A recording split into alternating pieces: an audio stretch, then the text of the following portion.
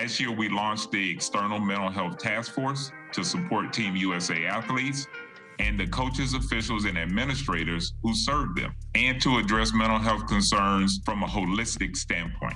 I think mental health is huge, and it's been a big focus of mine for the last 5 years or so, and working with a sports psychologist and reading books and really diving inward. And I believe that mental health translates to physical health and performance, and spending time meditating and journaling has always been huge for me, and just going into the games being really consistent about that. And I think it's becoming a bigger and bigger thing in sports and in life in general. Mental health is just a part of life.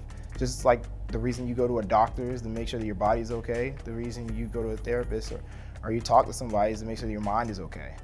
There's everything that you go through in life, you're gonna need some help for. There's gonna be a point where it's just too much for you to be able to fathom, so you need somebody else to break it down. Usually a professional is the best one to go to. Your best friend from down the street might be your best friend, but I'm pretty sure he didn't go and get a PhD in mental health. So at the end of the day, you need to start understanding what first you're seeing and then recognizing it. And then when you recognize it, you'll be able to see it in the actions that you do. And then you'll be able to transfer it to the world. You start to see it in other people. Like, well, when that person acts like this, I start to act like this. But you can start saying, oh, now that I know he's acting like that, I can stop myself and not get caught up in somebody else's emotions. And then you will be in a right mind to even help them. You can't help somebody without helping yourself first. I was not in the best of shape the past few years that I was doing gymnastics. Because I had a whole coaching change, I had a whole thing that was happening before I even came here, so I was still like in a whole box of, oh my goodness, what am I gonna do?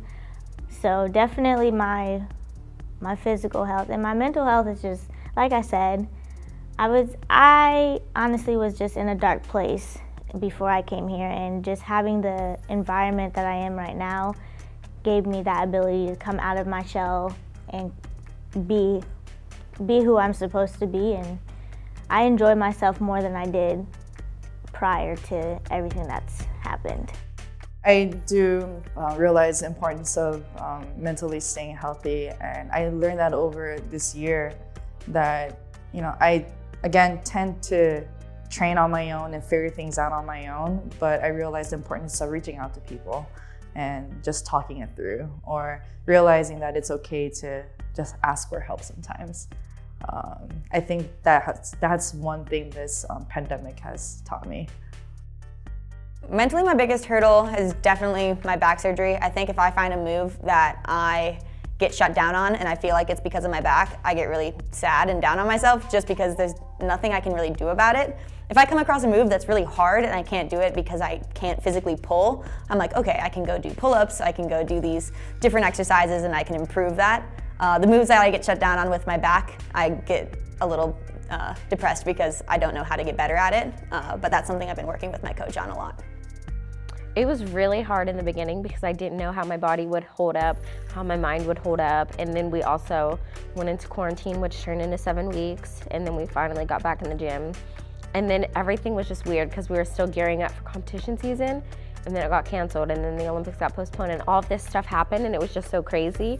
And it wasn't even that it got postponed, we were just wondering like how far out postponement. So I think that was the craziest part, but mentally and physically it was tough taking the break and then just hearing that I was gonna be postponed another year. I've struggled with OCD almost all my life. I was diagnosed in 8th grade. And the past 4 years has actually been the worst it's ever been. I have a great support group that has helped me over the years to, stay strong and stay focused and overcome my OCD battles every day. So having them at the Olympics, but yeah, it will be very important, like you said, especially since I won't have my parents or, my family support. And we've talked about it. I know there's still going to be some, stipulations and restrictions, but like Zoom calls like this, I do like twice a week with my therapist at home. We got my sports psychiatrist on the team that's always calling me and asking. Our head coach is always checking on me. So I have a lot of people, always checking in with me, making sure I'm okay. And that's been a huge help just to keep me in this momentum and focused. And it's going to be like that throughout the games. We'll find a way. Thank God for Zoom.